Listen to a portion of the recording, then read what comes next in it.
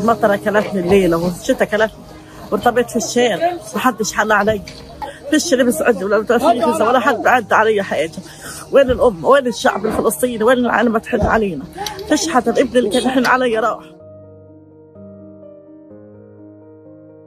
الليله الميه معدل نص متر عندنا في الخيم، طلعنا ببواعينا بطنياتنا، كل شيء كله غرقان، ما فيش عندنا اي حاجه ولا اي حدا فادنا بشيء، يعني هي الميه عندك معدل اكثر من نص متر.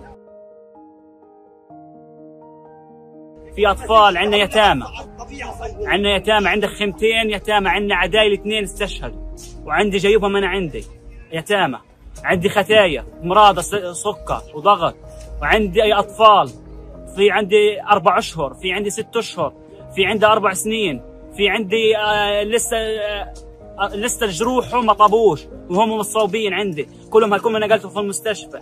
يا عمي حسوا فينا، يجيبوا رمل، يجيبوا اي حاجه، يجيبوا لنا كباشين رمل، يناشد البلديه. وين البلديه؟ وين المسؤول هنا؟